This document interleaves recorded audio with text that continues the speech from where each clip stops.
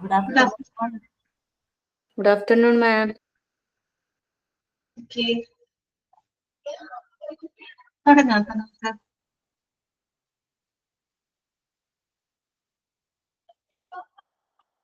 All mute ചെയ്യാം കേട്ടോ. Okay, എല്ലാവർക്കും ഗുഡ് ആഫ്റ്റർനൂൺ.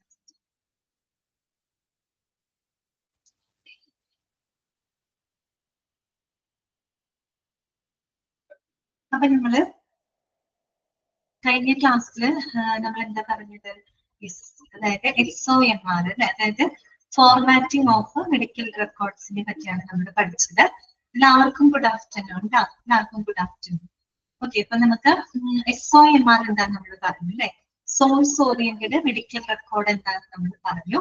POMR പറഞ്ഞു അല്ലെ, പ്രോബ്ലം ഓറിയന്റഡ് മെഡിക്കൽ റെക്കോർഡ്. അതിന്റെ കുറച്ച് ഭാഗങ്ങളാണ് നമ്മൾ പിന്നെ ഡിസ്കസ് ചെയ്യുന്നത് അല്ലെ. POMR അല്ലെ, POMRന് പ്രധാനമായിട്ടും 4 ഭാഗങ്ങൾ ഉണ്ടെന്ന് നമുക്ക് പറഞ്ഞു അല്ലെ. 4 ഭാഗങ്ങൾ ഏതൊക്കെയായിരുന്നു? ഒന്ന് ഡാറ്റാബേസ് അല്ലെ, കഴിഞ്ഞ ക്ലാസ്സിൽ പറഞ്ഞതാണ് കേട്ടോ. ഡാറ്റാബേസ്, പിന്നെന്താണ് പ്രോബ്ലം ലിസ്റ്റ്, പിന്നെ പ്രോബ്ലം ഐഡന്റിഫൈ ചെയ്താൽ പിന്നെ നമുക്ക് എന്ത് വേണം, ആ പ്രോബ്ലംസ് റെക്ടിഫൈ ചെയ്യുന്നതിനായിട്ടുള്ള പ്ലാനുകൾ തയ്യാറാക്കണം അല്ലെ. അതാണ് എന്ത് ഇനീഷ്യൽ പ്ലാൻസ് എന്ന് പറയുന്നത്. പിന്നെ ഏറ്റവും ഒടുവിൽ എന്താണ് വരുന്നത്, പ്രോഗ്രസ് നോട്ട്സ്. നമ്മളൊരു ട്രീറ്റ്മെന്റും ഒരു ഇനീഷ്യൽ പ്ലാൻ ചെയ്യാണ് അല്ലെ, ഒരു പ്രോബ്ലം നമ്മൾ കൃത്യമായിട്ട് ഐഡന്റിഫൈ ചെയ്തിട്ട് അതിനാവശ്യമായിട്ടുള്ള എന്താണ് നമ്മൾ പ്ലാനുകൾ തയ്യാറാക്കുന്നത്. ദാറ്റ് മീൻസ് നമ്മൾ ട്രീറ്റ്മെന്റുകളും കാര്യങ്ങളൊക്കെ കൊടുക്കുന്നു. സ്വാഭാവികമായിട്ടും പേഷ്യന്റിന് എന്ത് സംഭവിക്കാനനുസരിച്ച് പ്രോഗ്രസ് ഉണ്ടാവും അല്ലെ. പിന്നെ ഏറ്റവും ഒടുവിൽ എന്താ വരുന്നത്, പ്രോഗ്രസ് നോട്ട്സ് അല്ലെ. ഇത്രയാണ് നമ്മൾ അതിന്റെ ഭാഗങ്ങൾ വരുന്നത്. അതിനകത്ത് നമ്മള് ഡാറ്റാബേസ് എന്താണെന്നുള്ളത് കണ്ടു അല്ലെ. ഡാറ്റാബേസ് എന്ന് പറഞ്ഞു കഴിഞ്ഞാൽ എന്താണ്, it is the collection of relevant information about A patient അല്ലെ. ഒരു പേഷ്യന്റിനെ സംബന്ധിക്കുന്ന എല്ലാ വിവരങ്ങളും, അടിസ്ഥാനപരമായിട്ടുള്ള എല്ലാ വിവരങ്ങളും ഉൾപ്പെടുത്തുന്നതാണ് ഡാറ്റാബേസ്. ഏറ്റവും ബേസിക് ആയിട്ടുള്ള ഡാറ്റകളാണ് അതിനകത്ത് ഉണ്ടാവുക അല്ലെ.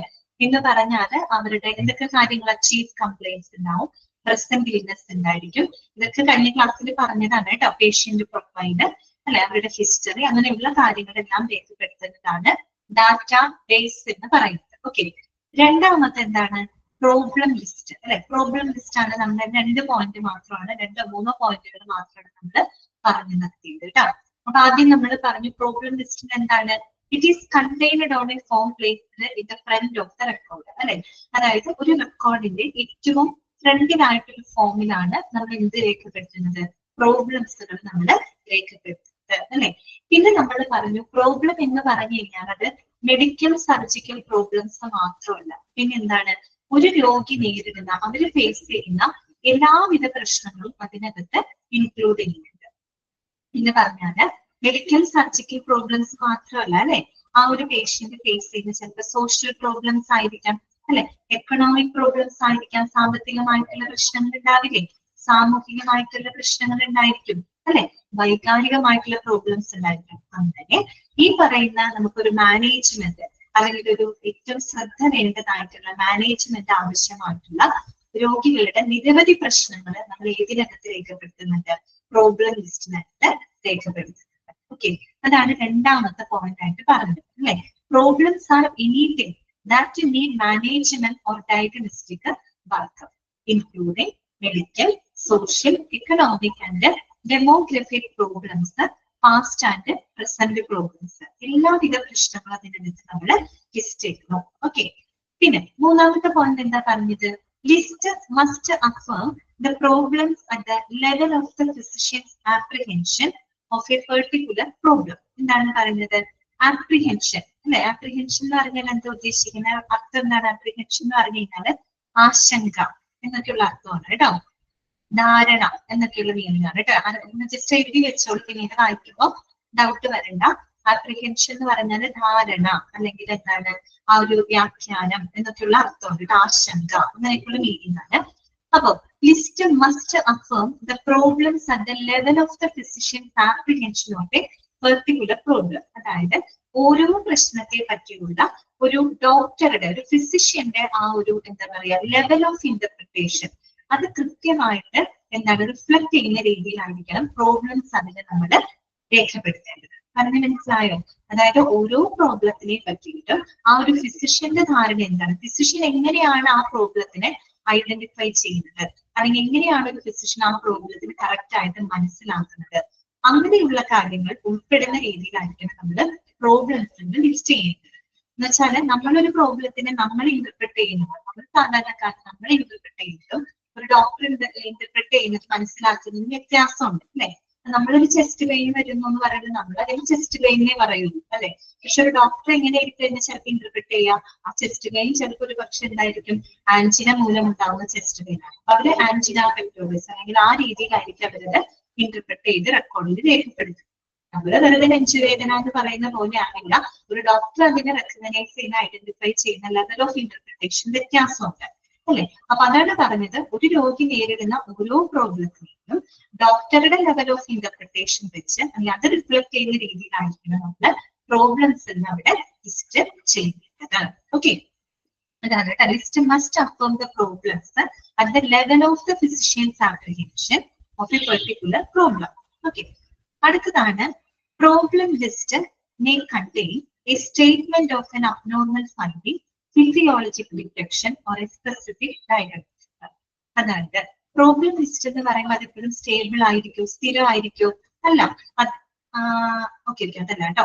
Problem list may contain a statement of an abnormal findings കേട്ടോ. അതായത് ഒരു പ്രോബ്ലം ലിസ്റ്റിനകത്ത് അസാധാരണമായിട്ടുള്ള അബ്നോർമൽ ആയിട്ടുള്ള എന്തെങ്കിലും കണ്ടെത്തലുകൾ നടത്തിയിട്ടുണ്ടെങ്കിൽ, ഫിസിയോളജിക്കൽ ആയിട്ടുള്ള ഡിറ്റക്ഷൻ ശാരീരികമായിട്ട് എന്തെങ്കിലും അബ്നോർമൽ ആയിട്ട് നമ്മൾ എന്തെങ്കിലും കണ്ടെത്തിയിട്ടുണ്ടെങ്കിൽ, സ്പെസിഫിക് ആയിട്ടുള്ള ചില രോഗനിർണയങ്ങൾ നടത്തിയിട്ടുണ്ടെങ്കിൽ അതിന്റെ എല്ലാ വിശദാംശങ്ങളും നമ്മൾ ഏതിനകത്ത് രേഖപ്പെടുത്തുന്നുണ്ട്, പ്രോബ്ലം ലിസ്റ്റിനകത്ത് രേഖപ്പെടുത്തുന്നുണ്ട്. മനസ്സിലായോ പറഞ്ഞു? നമ്മൾ അബ്നോർമൽ ആയിട്ട് എന്തെങ്കിലുമൊക്കെ കണ്ടെത്തുന്നുണ്ടെങ്കിൽ, ഇപ്പൊ ഫിസിയോളജിക്കൽ ആയിട്ട് അല്ലെ, ശാരീരികമായിട്ട് എന്തെങ്കിലും ബുദ്ധിമുട്ടുകൾ, മറ്റെന്തെങ്കിലും സ്പെസിഫിക് ആയിട്ട് എന്തെങ്കിലും ഡയഗ്നോസിസ് ഒക്കെ രോഗനിർണയങ്ങളൊക്കെ നടത്തുന്നുണ്ടെങ്കിൽ അതിന്റെ വിവരങ്ങൾ നമ്മൾ ഏതിനകത്ത് രേഖപ്പെടുത്തുന്നുണ്ട്, പ്രോബ്ലം ലിസ്റ്റിനകത്ത് രേഖപ്പെടുത്തുന്നുണ്ട്.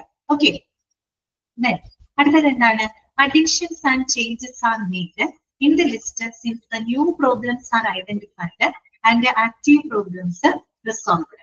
അത് മാത്രമല്ല, നമ്മൾ ഈ പറയുന്ന പ്രോബ്ലം ലിസ്റ്റ് ഉണ്ടല്ലോ, അതൊരു സ്റ്റേബിൾ ആയിട്ടുള്ള ലിസ്റ്റ് നമുക്ക് പറയാൻ പറ്റില്ല. കാര്യം എന്താണ്, അതിൽ ഒരുപാട് കൂട്ടിച്ചേർക്കലുകളും മാറ്റങ്ങളൊക്കെ നമ്മൾ വരുത്തിക്കൊണ്ടേയിരിക്കും.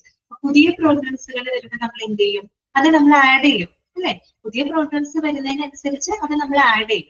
ഇനി പഴയ വല്ല പ്രോബ്ലംസ് നമ്മൾ പരിഹരിച്ചിട്ടുണ്ടെങ്കിലോ ആ പ്രോബ്ലംസിനെ നമ്മൾ അവിടെ നിന്ന് മാറ്റും അല്ലെ. അപ്പൊ അങ്ങനെ ചില കൂട്ടിച്ചേർക്കലുകളും മാറ്റങ്ങളൊക്കെ നമ്മൾ എന്തിനകത്ത് വരുത്തുന്നുണ്ട്, പ്രോബ്ലം ലിസ്റ്റിനകത്ത് വരുത്തുന്നുണ്ട്. അതാണ് അവിടെ പറയുന്നത് കേട്ടോ. Additions and changes are made in the list since new problems R identified and active problems resolved. നിലവിലുള്ള പ്രോബ്ലംസിനെ നമ്മൾ റിസോൾവ് ചെയ്യുന്നുണ്ടെങ്കിൽ, പരിഹരിക്കുന്നുണ്ടെങ്കിൽ പിന്നെ നമ്മൾ അത് കൺസിഡർ ചെയ്യേണ്ട കാര്യമില്ല, നമുക്ക് അവിടെ നിന്ന് മാറ്റാം. അതിനനുസരിച്ച് പുതിയ പ്രോബ്ലംസ് വരുമ്പോൾ നമ്മൾ എന്ത് ചെയ്യും, അത് ലിസ്റ്റിനകത്തേക്ക് നമ്മൾ ആഡ് ചെയ്യും. ഓക്കെ, ക്ലിയർ ആണല്ലോ. അടുത്തത് problems R marked dropped or resolved കേട്ടോ. അതുപോലെ തന്നെ നമ്മൾ എന്താണ്, ഒഴിവാക്കിയിട്ടുള്ള പ്രോബ്ലംസ് അല്ലെങ്കിൽ പരിഹരിച്ചിട്ടുള്ള പ്രോബ്ലംസ് അതെല്ലാം തന്നെ നമ്മൾ കൃത്യമായിട്ട് അതിനകത്ത് മാർക്ക് ചെയ്ത് റെക്കോർഡ് ചെയ്ത് വെക്കും. ഓക്കെ, അതായത് നമ്മൾ ഇന്ന പ്രോബ്ലംസ് ഉണ്ടെങ്കിൽ അത് പരിഹരിച്ച പ്രോബ്ലംസ് ആണെങ്കിൽ അത് പരിഹരിച്ചു, അത് റിസോൾവ് ചെയ്തു എന്ന് പറഞ്ഞ് നമ്മൾ മാർക്ക് ചെയ്ത് വെക്കും. ഇനി അതല്ല, ചില പ്രോബ്ലംസ് നമ്മൾ ഒഴിവാക്കിയിട്ടുണ്ടെങ്കിൽ അതും നമ്മൾ കൃത്യമായിട്ട് രേഖപ്പെടുത്തും. നമ്മൾ മനസ്സിലായല്ലോ, അത്രയേ ഉള്ളൂ പ്രോബ്ലം ലിസ്റ്റ് കേട്ടോ. പ്രോബ്ലം ലിസ്റ്റ് എന്ന് പറഞ്ഞാൽ നിങ്ങൾ ഇത്രയും മനസ്സിലാക്കിയാൽ മതി. ഒരു റെക്കോർഡിന്റെ ഏറ്റവും ഫ്രണ്ടിലുള്ള ഒരു ഫോമിലാണ് നമ്മൾ ഈ പ്രോബ്ലംസ് ലിസ്റ്റ് ചെയ്യുന്നത്. ഓക്കെ, POMRന്റെ കാര്യമാണ് ഈ പറയുന്നത് കേട്ടോ. പിന്നെ മാത്രമല്ല, പ്രോബ്ലംസ് എന്ന് പറഞ്ഞാൽ ഒരു രോഗി നേരിടുന്ന എല്ലാവിധ പ്രശ്നങ്ങളും നമുക്ക് അതിനകത്ത് ഇൻക്ലൂഡ് ചെയ്യുന്നുണ്ട്. ഇത് മാത്രമല്ല, മെഡിക്കൽ സർജിക്കൽ പ്രോബ്ലംസ് മാത്രമല്ല, ബാക്കി എല്ലാവിധ സോഷ്യലായിട്ടും എക്കണോമിക് ആയിട്ടും ഇമോഷണൽ ആയിട്ടും അങ്ങനെയുള്ള എല്ലാ പ്രോബ്ലംസും നമ്മൾ ഇതിനകത്ത് ലിസ്റ്റ് ചെയ്യുന്നുണ്ട്. പിന്നെ പ്രോബ്ലംസുകൾ എങ്ങനെയാണ് നമ്മൾ അതിൽ റെക്കോർഡ് ചെയ്ത് സൂക്ഷിക്കേണ്ടത്, ഒരു ഫിസിഷ്യന്റെ ലെവൽ ഓഫ് ഇന്റർപ്രിട്ടേഷൻ റിഫ്ലക്ട് ചെയ്യുന്ന രീതിയിലായിരിക്കണം നമ്മുടെ പ്രോബ്ലംസുകൾ ലിസ്റ്റ് ചെയ്യുന്നത്. അതുപോലെ തന്നെ അബ്നോർമൽ ആയിട്ടുള്ള എന്തെങ്കിലും കണ്ടെത്തലുകൾ അല്ലെങ്കിൽ പ്രത്യേകമായി നടത്തുന്ന ചില രോഗനിർണയങ്ങൾ അതിന്റെ വിശദാംശങ്ങളെല്ലാം തന്നെ നമ്മൾ പ്രോബ്ലം ലിസ്റ്റിനകത്ത് രേഖപ്പെടുത്തും. അതോടൊപ്പം തന്നെ പുതിയ പ്രോബ്ലംസ് വരുമ്പോൾ നമ്മൾ അത് ആഡ് ചെയ്യും. പഴയ പ്രോബ്ലംസ്, പരിഹരിക്കപ്പെട്ട പ്രോബ്ലംസ് ആണെങ്കിൽ നമ്മൾ അതിനെ എന്ത് ചെയ്യുന്നു, മാറ്റും അല്ലെ.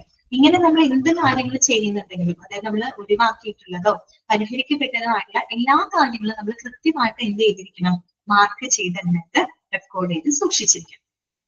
ക്ലിയർ ആയല്ലോ പറഞ്ഞത്? മനസ്സിലായില്ലേ? Problem list. അപ്പൊ ആദ്യം നമ്മൾ ഡാറ്റാബേസ് കണ്ടു, പിന്നെ പ്രോബ്ലം ലിസ്റ്റ്. ഓക്കെ അല്ലേ? മനസ്സിലാവുന്നില്ലേ? ഓക്കെ. അടുത്തതാണ് ഇനീഷ്യൽ പ്ലാൻസ് കേട്ടോ. ഇനി എന്താണ്? പ്രോബ്ലംസുകളെല്ലാം നമ്മൾ ലിസ്റ്റ് ചെയ്തു. ഇനി നമുക്ക് എന്ത് വേണം? ആ പ്രോബ്ലംസ് പരിഹരിക്കാൻ ആവശ്യമായിട്ടുള്ള പ്ലാനുകൾ തയ്യാറാക്കണം. ഇതല്ലേ ഇനി അടുത്ത സ്റ്റെപ്പ്? അത് തന്നെയാണ് അവിടെ പറയുന്നത് കേട്ടോ. ഇനീഷ്യൽ പ്ലാൻസ് ശ്രദ്ധിക്കാം. It explains what will be done to learn more about the patient's condition, treat the condition and instruct the patient about the condition. Initial plan എന്ന് പറയുമ്പോൾ നമ്മൾ അതിനകത്ത് എന്തൊക്കെ കാര്യങ്ങളാണ് രേഖപ്പെടുത്തുന്നത്? എന്തൊക്കെ കാര്യങ്ങളാണ്?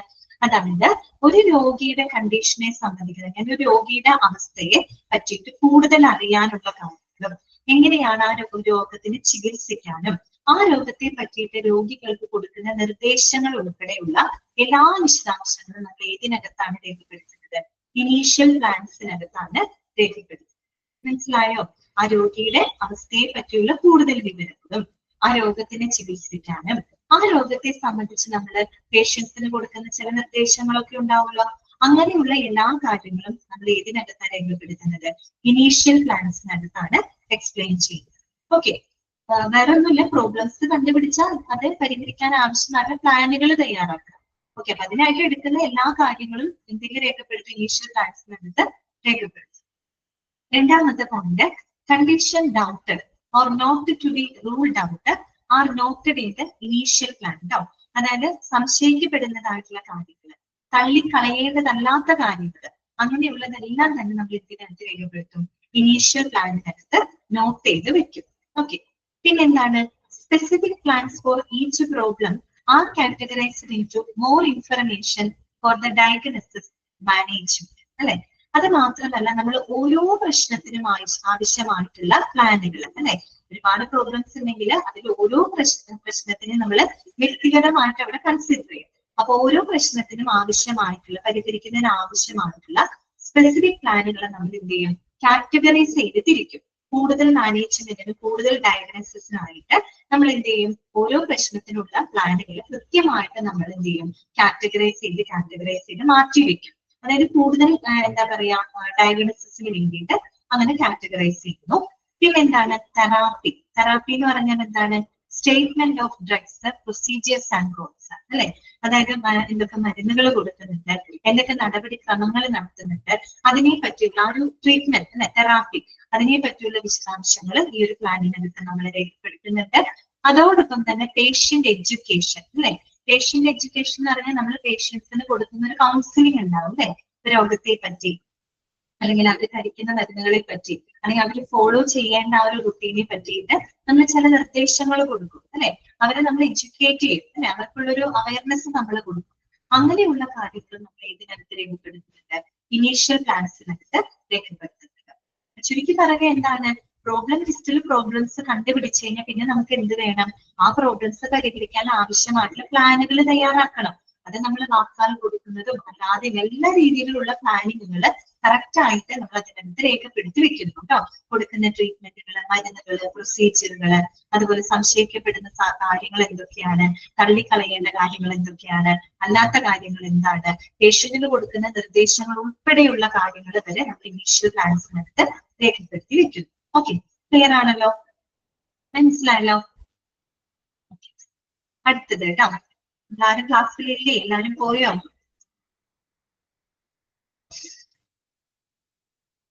നെക്സ്റ്റ് വരുന്നതാണ് പ്രോഗ്രസ് നോട്ട്സ് കേട്ടോ. പ്രോഗ്രസ് നോട്ട്സ് ഓൾറെഡി നമ്മൾ പഠിച്ചതാണ്, അല്ലെ? ക്ലിനിക്കൽ ഡാറ്റയ്ക്കകത്ത് നമ്മൾ പഠിച്ചതാണ് പ്രോഗ്രസ് നോട്ട്സ്, അല്ലെ? ഓക്കെ, എന്താണത്? Follow up four each problem, അല്ലെ?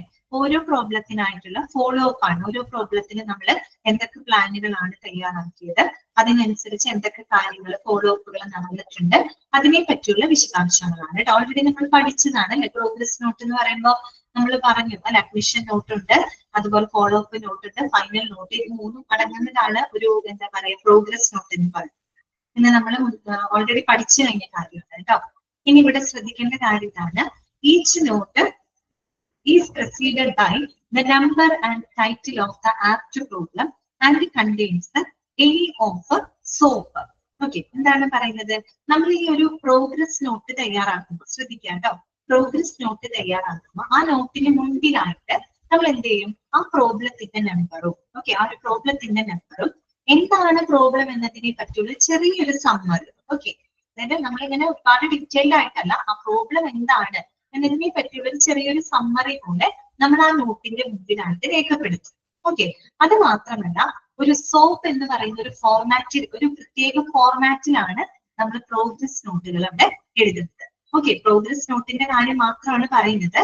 ആ നോട്ടിന് മുൻപിലായിട്ട് നമ്മൾ പ്രോബ്ലത്തിന്റെ നമ്പറും എന്താണ് പ്രോബ്ലം എന്നതിന് ഒരു ചുരുക്ക രൂപത്തിൽ സമ്മറി പോലെ നമ്മൾ ആ നോട്ടിന്റെ മുന്നിലായിട്ട് എഴുതും. അതുകൂടാതെ അവിടെ നമ്മൾ ഈ പറയുന്ന പ്രോഗ്രസ് നോട്ട് എഴുതുന്നതിന് ഒരു ഫോർമാറ്റ് ഉണ്ട്.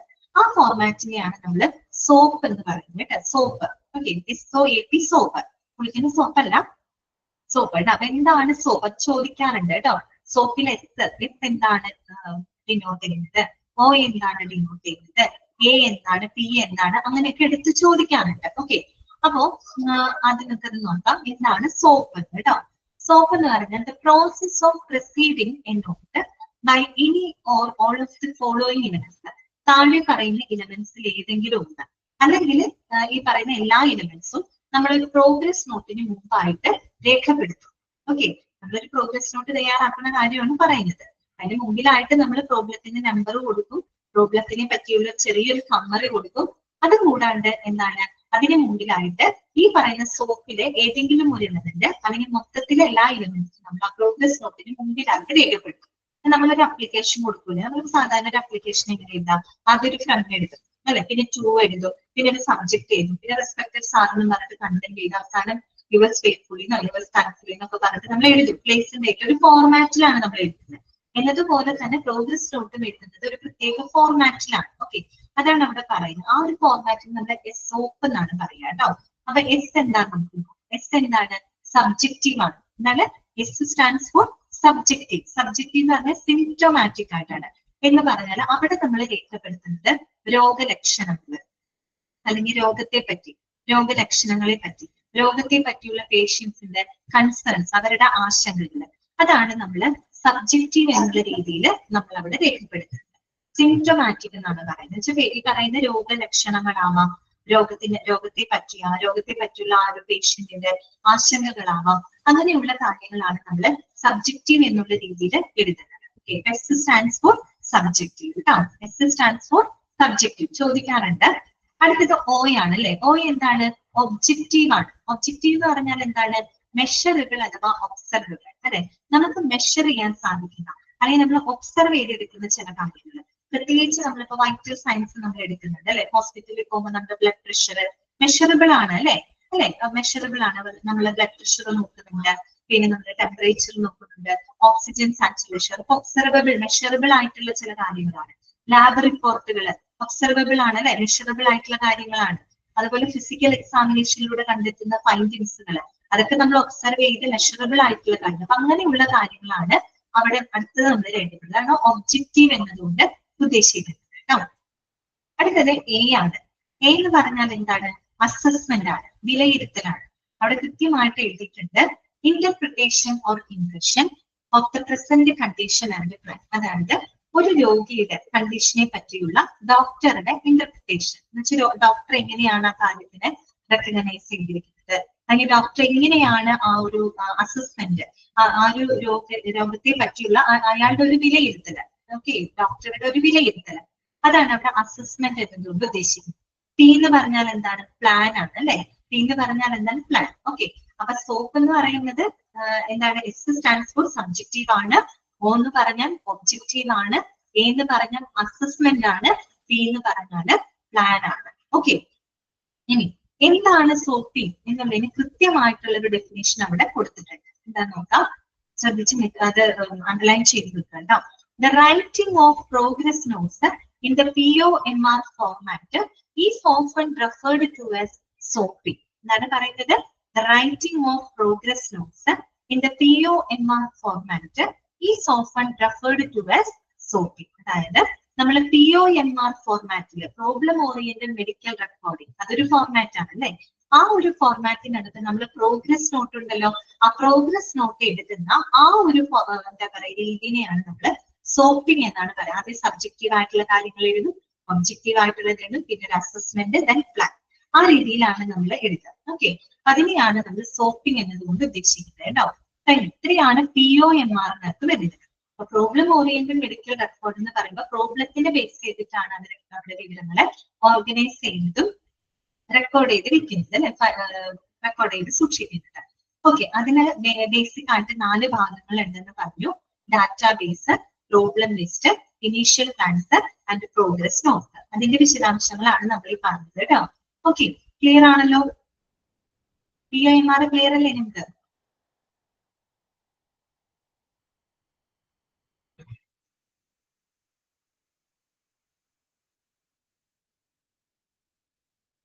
നെക്സ്റ്റ് വരുന്നതാണ് ഇന്റഗ്രേറ്റഡ് മെഡിക്കൽ റെക്കോർഡ്സ് കേട്ടോ. അടുത്തത് എന്താണ്? Integrated medical records, initial plan. അങ്ങനെ നമ്മുടെ ക്ലാസ് മുന്നോട്ട് പോവില്ല കേട്ടോ, ശ്രദ്ധിച്ച് കേൾക്കണേ. ഇനീഷ്യൽ പ്ലാനിന്റെ സെക്കൻഡ് പോയിന്റ് എന്താണ്? Condition doubted of not to be ruled out are noted in the initial plan. അതായത് നിങ്ങൾ ക്ലാസ് ദയവ് ചെയ്ത് ശ്രദ്ധിച്ച് കേൾക്കും. ഒരുപാട് പോർഷൻസ് എടുത്ത് തീർക്കാനുണ്ട് കേട്ടോ, നിങ്ങൾ ഉദ്ദേശിക്കണ പോലെയല്ല. എനിക്കുള്ള പോർഷൻസ് അത്യാവശ്യം ലെങ്തി ഉള്ള പോർഷൻസുകളാണ്. അത് എടുത്ത് തീർക്കേണ്ട ഒരു റെസ്പോൺസിബിലിറ്റി എനിക്കുണ്ട്. എടുത്തു തീർത്തില്ലെങ്കിൽ നിങ്ങൾക്ക് തന്നെ ബുദ്ധിമുട്ട് വരും കേട്ടോ. എനിക്ക് നിങ്ങൾക്ക് മനസ്സിലാക്കി മുന്നോട്ട് പോകണമെന്ന് ഒരുപാട് ആഗ്രഹിക്കുന്ന ഒരാളാണ് കേട്ടോ. അതുകൊണ്ടാണ് എനിക്ക് ഇത്ര ടൈം എടുക്കുന്നത്. അല്ലെങ്കിൽ എനിക്ക് ഈസി ആയിട്ട് ഇത് പറഞ്ഞു പോകാവുന്നേ ഉള്ളൂ. ദയവേത് ക്ലാസ്സിൽ ശ്രദ്ധിക്കുക കേട്ടോ, വളരെയധികം ശ്രദ്ധിക്കുക. എനിക്ക് അത്രേ പറയാനുള്ളൂ. കാര്യം ഇനിയുള്ള ചാപ്റ്റേഴ്സുകളൊക്കെ ഭയങ്കര ലെങ്തിയാണ്. നിങ്ങൾക്ക് മനസ്സിലാക്കി തന്നിട്ട് മുന്നോട്ട് പോകണമെന്ന് ആഗ്രഹിക്കുന്ന ഒരാളാണ്. അതുകൊണ്ടാണ് ഞാൻ ഇത്ര സ്ലോലി പോകുന്നത് കേട്ടോ. എനിക്ക് തന്നെ അവസരം ബുദ്ധിമുട്ടായിട്ട് വരും. Okay, condition doubted or not to be ruled out are noted in the initial plan. Initial പ്ലാനിൽ പറയുന്നത് നമുക്ക് സംശയിക്കപ്പെടുന്ന കാര്യങ്ങൾ ഉണ്ടാവില്ലേ? ഒരു കാര്യം നമ്മൾ തയ്യാറാക്കുമ്പോൾ ചില പ്രോബ്ലംസ് ഉണ്ടാവും, അതിൽ സംശയിക്കുന്ന കാര്യം ഇന്ന അസുഖമാവാം, അല്ലെങ്കിൽ അതാവാം, ഇതാവാം, അങ്ങനെ നമ്മൾ സംശയിക്കപ്പെടുന്ന കാര്യങ്ങളുണ്ടാവും. അതുപോലെ തന്നെ നമുക്ക് തള്ളിക്കളയേണ്ടതല്ലാത്ത നമുക്കൊരു പ്ലാനാണ് ശരിക്കും. ഇന്ന പ്രോബ്ലത്തിന് ഒരു പ്ലാനിങ് നമ്മൾ തയ്യാറാക്കും, ഇന്ന കാരണങ്ങൾ കൊണ്ടാവാം അസുഖം. അപ്പൊ നമ്മൾ അത് കറക്റ്റ് ആയിട്ട് നമ്മൾ രേഖപ്പെടുത്തണം ഇനീഷ്യൽ പ്ലാനില്. പിന്നെ നമ്മൾ എക്സാമിനേഷൻസ്, ഫിസിക്കൽ എക്സാമിനേഷൻ ഒക്കെ നടത്തി ടെസ്റ്റും ഒക്കെ കഴിയുമ്പോഴാണ് എന്താണെന്നുള്ളത് കറക്റ്റ് നമുക്ക് ഡയഗ്നൈസ് ചെയ്യാനായിട്ട് സാധിക്കും. മനസ്സിലായല്ലോ? അതാണ് സംശയിക്കപ്പെടുന്നതോ തള്ളിക്കളയേണ്ടതോ അല്ലാത്ത കാര്യങ്ങൾ കൃത്യമായിട്ട് നമ്മൾ ഇനീഷ്യൽ പ്ലാൻസിനകത്ത് രേഖപ്പെടുത്തണം. രോഗത്തെ പറ്റിയുള്ളതാണ് കേട്ടോ പറയുന്നത്. ഓക്കെ, അടുത്തതാണ് ഇന്റഗ്രേറ്റഡ് മെഡിക്കൽ റെക്കോർഡ്സ് കേട്ടോ. ഇനി ക്ലാസ് മിസ്സാവുന്നവര് റെക്കോർഡഡ് ക്ലാസ് കാണാം കേട്ടോ. ഓക്കെ, ഇന്റഗ്രേറ്റഡ് മെഡിക്കൽ റെക്കോർഡ്സ് കേട്ടോ. നെക്സ്റ്റ് വരുന്നത് മൂന്നാമത്തെയാണ് ഇന്റഗ്രേറ്റഡ് മെഡിക്കൽ റെക്കോർഡ്സ്. ഈ പോയിന്റുകൾ നമ്മൾ ഓൾറെഡി എവിടെ പറഞ്ഞിരുന്നു? നേരത്തെ പറഞ്ഞിരുന്നു കേട്ടോ. ക്ലാസ്സിൽ നമ്മൾ പറഞ്ഞിരുന്നില്ലേ? ഒരു 4 പോയിന്റുകൾ ഇതേ സെയിം കാര്യങ്ങൾ തന്നെയാണ് എന്താണ് ഇതിൽ പറയുന്നത് കേട്ടോ. ഓക്കെ, ശ്രദ്ധിക്കാം. Integrated medical records all forms are combined in strict chronological order. Okay, എന്താണ് പറയുന്നത്? all forms are combined in strict chronological order. അതായത് കൃത്യമായിട്ടുള്ള കാലക്രമത്തിലാണ്. കൃത്യമായിട്ടുള്ള കാലക്രമത്തിൽ, ക്രോണോളജിക്കൽ ഓർഡർ എന്ന് പറഞ്ഞു കഴിഞ്ഞാൽ എന്താണ്? ബൈ ഡേറ്റ് എന്നാണ് അർത്ഥം കേട്ടോ. ഡേറ്റിനനുസരിച്ച് ഇന്നത്തെ ഡേറ്റിൽ എന്ത് ചെയ്തു, നാളത്തെ ഡേറ്റിൽ എന്ത് ചെയ്തു, അങ്ങനെയുള്ള കറക്റ്റ് ഡേറ്റ് അനുസരിച്ചിട്ട് അപ്പൊ കൃത്യമായിട്ടുള്ള കാലക്രമത്തിലാണ് നമ്മൾ ഇന്റഗ്രേറ്റഡ് മെഡിക്കൽ റെക്കോർഡിനകത്ത് ഫോമുകൾ അറേഞ്ച് ചെയ്യുന്നത്. ഇന്റഗ്രേറ്റ് ചെയ്യാന്ന് പറഞ്ഞാൽ എന്താ? സംയോജിപ്പിക്കുക. കിട്ടുന്ന വിവരങ്ങളെല്ലാം മൊത്തത്തിൽ ഒരുമിച്ച് നമ്മൾ ഇന്റഗ്രേറ്റ് ചെയ്ത് കൊണ്ടുവരികയാണ്. ഓക്കെ, ഒരുമിച്ച് നമ്മൾ കൊണ്ടുവരികയാണ്. അതെങ്ങനെ കൊണ്ടുവരുന്നത്? ഇന്ന് ചെയ്ത കാര്യങ്ങൾ ഇന്ന് വെക്കുന്നു, നാളെ ചെയ്യുന്ന കാര്യങ്ങൾ നാളെ വെക്കുന്നു, മറ്റന്നാൾ ചെയ്യുന്ന കാര്യങ്ങൾ അങ്ങനെ ആ രീതിയിൽ കിട്ടുന്ന വിവരങ്ങളെല്ലാം തന്നെ ഒരുമിച്ച് നമ്മൾ ഇന്റഗ്രേറ്റ് ചെയ്യാണ്, സംയോജിപ്പിക്കുകയാണ്. ഓക്കെ, അത്രയേ ഉള്ളൂ കേട്ടോ. ഇനി നോക്കാം. On the nursing station the most current entries will be at the beginning of the record. On the discharge, it will be reorganized so that the complete medical record reads from admission to discharge. ഇനി നമ്മൾ എന്ത് ചെയ്യും? Integrate ചെയ്യണം. കിട്ടുന്ന വിവരങ്ങൾ എല്ലാം കൂടെ നമ്മൾ ഒരുമിച്ച് കൊണ്ടുവരികയാണ് ചെയ്യുന്നത് ക്രോണോളജിക്കൽ ഓർഡറിൽ. ഓക്കെ, ഇനി നമ്മൾ എന്ത് ചെയ്യുന്ന അറിയാമോ? ഇവിടെ ശ്രദ്ധിക്കണം, ഏറ്റവും ലേറ്റസ്റ്റ് ആയിട്ടുള്ള വിവരങ്ങൾ ഇപ്പോഴും ടോപ്പിലായിരിക്കും. നമ്മൾ നേരത്തെ പറഞ്ഞ കാര്യമാണ്. ഏറ്റവും ലേറ്റസ്റ്റ് ആയിട്ടുള്ള വിവരങ്ങൾ ടോപ്പിലും ഏറ്റവും പഴയ വിവരങ്ങൾ നമ്മൾ എപ്പോഴും ബോട്ടം, അതായത് താഴെയായിട്ടായിരിക്കും അവിടെ അറേഞ്ച് ചെയ്ത്. കാര്യം ഒന്ന് ആലോചിച്ച് നോക്കൂ, ക്രോണോളജിക്കൽ ഓർഡറിൽ അങ്ങനെ തന്നെയല്ലേ വരിക. ഇന്ന് ചെയ്ത കാര്യങ്ങൾ ഇന്ന് കിട്ടും, നാളെ വരുമ്പോൾ ആ വിവരം എന്താ പറയാ മുന്നിലായിരിക്കും വരിക അല്ലെ. ഓക്കെ, അതാണ് പറയുന്നത് കേട്ടോ. ഏറ്റവും കറന്റ് എൻട്രീസുകളെല്ലാം ബിഗിനിങ്ങിൽ വരും, ഏറ്റവും പഴയ വിവരങ്ങളെല്ലാം താഴെയായിട്ടായിരിക്കും പ്ലേസ് ചെയ്യുന്നത് കേട്ടോ. അങ്ങനെ വരുമ്പോൾ നമുക്ക് മെഡിക്കൽ റെക്കോർഡ്സ് കറക്റ്റ് ആയിട്ട് അഡ്മിഷൻ തൊട്ട് ഡിസ്ചാർജ് വരെയുള്ള കാര്യങ്ങൾ നമുക്ക് കറക്റ്റ് ഒരു ഓർഡറിൽ കിട്ടും. ആദ്യം അഡ്മിറ്റ് ആയ ഡേറ്റിൽ നടന്ന കാര്യങ്ങൾ, പിറ്റത്തെ ദിവസം അങ്ങനെ ഒരു ഡിസ്ചാർജ് വരെയുള്ള കാര്യങ്ങൾ നമുക്ക് കറക്റ്റ് ഒരു ഓർഡറിൽ നമുക്ക് കിട്ടില്ലേ? അതാണ് ഇന്റഗ്രേറ്റഡ് മെഡിക്കൽ റെക്കോർഡ് കേട്ടോ. ഓക്കെ, നെക്സ്റ്റ് വരുന്നത് നോക്കാം. So A patient record may have history and physical examination followed by a progress note, then a nurse's note, X-ray report, additional progress notes, consultation report, and so on. അപ്പൊ ആ രീതിയിൽ നമ്മൾ എന്ത് ചെയ്യും? ഡിസ്ചാർജിന്റെ സമയത്ത് ഈ വിവരങ്ങളെല്ലാം റീഓർഗനൈസ് ചെയ്യും അല്ലെ? കറക്റ്റ് ആയിട്ട് നമ്മൾ റീഓർഗനൈസ് ചെയ്യുമ്പോൾ നമുക്ക് അഡ്മിഷൻ തൊട്ട് ഡിസ്ചാർജ് വരെയുള്ള കാര്യങ്ങൾ കറക്റ്റ് ഓർഡറിൽ നമുക്ക് കിട്ടും. അപ്പൊ നോക്കിക്കേ, ഇന്റഗ്രേറ്റഡ് മെഡിക്കൽ റെക്കോർഡ് എങ്ങനെയായിരിക്കും? ആദ്യം ഫിസിക്കൽ എക്സാം ഹിസ്റ്ററി ഉണ്ടായിരിക്കും, ഫിസിക്കൽ എക്സാമിനേഷൻ വിവരങ്ങൾ, അതിനെ തുടർന്ന് ഒരു progress note, nurses note, x-ray report, അങ്ങനെ നമുക്കൊരു ഓർഡറിൽ കിട്ടും നമുക്ക് റീഓർഗനൈസ് ചെയ്യുമ്പോൾ. ഓക്കെ, ആദ്യം നമ്മൾ ഇന്റഗ്രേഷനിൽ എന്താ കിട്ടുന്ന വിവരങ്ങളെല്ലാം ഒരുമിച്ച് കൊണ്ടുവരികയാണ്. ഡിസ്ചാർജിന്റെ സമയത്ത് നമ്മൾ എന്ത് ചെയ്യുക? അതിലെ വിവരങ്ങൾ ഒന്നുകൂടെ റീഓർഗനൈസ് ചെയ്യും. അങ്ങനെ റീഓർഗനൈസ് ചെയ്യുമ്പോൾ നമുക്ക് അഡ്മിഷൻ തൊട്ട് ഡിസ്ചാർജ് വരെയുള്ള കാര്യങ്ങൾ കറക്റ്റ് ഒരു ഓർഡറിൽ നമുക്ക് കിട്ടും. ഓക്കെ, ക്ലിയർ ആയോ പറഞ്ഞത്? ആ രീതിയിലായിരിക്കും ഫോളോ ചെയ്തു പോവാ. സോ ഈ patient record may have the history ആദ്യം വരും, ഫിസിക്കൽ എക്സാമിനേഷൻ വിവരങ്ങൾ, അതിനെ തുടർന്ന് progress note, nurses note, x-ray report, അതുപോലെ തന്നെ കൺസൾട്ടേഷൻ റിപ്പോർട്ട്, ആ രീതിയിൽ മുന്നോട്ട് പോകും. ഓക്കെ, അത്രയും മനസ്സിലാക്കിയാൽ മതി കേട്ടോ. ക്രോണോളജിക്കൽ ഓർഡറിലാണ് നമ്മുടെ ഫോംസുകളെ അറേഞ്ച് ചെയ്യുന്നത്. ക്ലിയർ? അതാണ് ഇന്റഗ്രേറ്റഡ് മെഡിക്കൽ റെക്കോർഡ് എന്ന് പറയുന്നത്. ഇനി അതിന്റെ അഡ്വാൻറ്റേജ് എന്താണ്, ഡിസ്അഡ്വാൻറ്റേജ് എന്താണെന്ന് നമുക്ക് നോക്കാം. ഓക്കെ, അഡ്വാൻറ്റേജ് എന്താ നോക്കിക്കേ. All information on a particular episode of care is together, thus giving an exact picture of the patient illness and the response to treatment. Okay, a progress can be decided rapidly. ഇവിടെ എന്താ പ്രത്യേകത? ഒരു പരിചരണത്തിന്റെ ഒരു പ്രത്യേക കാലയളവിലുള്ള എല്ലാ വിവരങ്ങളും നമുക്ക് ഒരുമിച്ചാണ് കിട്ടുന്നത്. ഇന്റഗ്രേറ്റഡ് ആണല്ലോ. അപ്പൊ നമുക്കൊരു പെർട്ടിക്കുലർ പീരീഡ് ഓഫ് ടൈമില് നടത്തിയിട്ടുള്ള ആ പരിചരണത്തിന്റെ എല്ലാ വിവരങ്ങളും നമുക്ക് ഒരുമിച്ചാണ് ലഭിക്കുന്നത്. അങ്ങനെ ഒരുമിച്ച് ലഭിക്കുമ്പോൾ നമുക്ക് ആ ഒരു പേഷ്യന്റിന്റെ രോഗാവസ്ഥയെ പറ്റിയിട്ട് അല്ലെങ്കിൽ അവരുടെ ആ ഒരു ട്രീറ്റ്മെന്റിനോടുള്ള റെസ്പോൺസിനെ പറ്റിയിട്ടുള്ള കൃത്യമായിട്ടുള്ള ഒരു പിക്ചർ നമുക്ക് അതിലൂടെ കിട്ടും.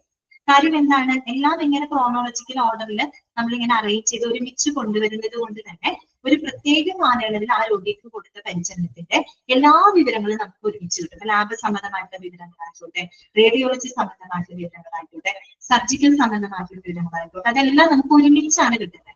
അപ്പൊ ഒരുമിച്ച് കിട്ടുമ്പോൾ നമുക്ക് എന്താ, മൊത്തത്തിൽ ആ ഒരു രോഗിയുടെ രോഗാവസ്ഥയെ പറ്റിയിട്ടും ആ ഒരു ട്രീറ്റ്മെന്റിനോടുള്ള അവരുടെ റെസ്പോൺസിനെ പറ്റിയിട്ടും കൃത്യമായിട്ടുള്ള പിക്ചർ നമുക്ക് അതിലൂടെ കിട്ടും. ഓക്കെ, ക്ലിയർ ആയോ പറഞ്ഞത്? അതാണ് കേട്ടോ. സോ ഈ patient progress can be decided rapidly. അപ്പൊ നമുക്ക് ഒരു പേഷ്യന്റിന്റെ പ്രോഗ്രസ് കറക്റ്റ് ആയിട്ട് നമുക്ക് എന്ത് ചെയ്യാൻ പറ്റും?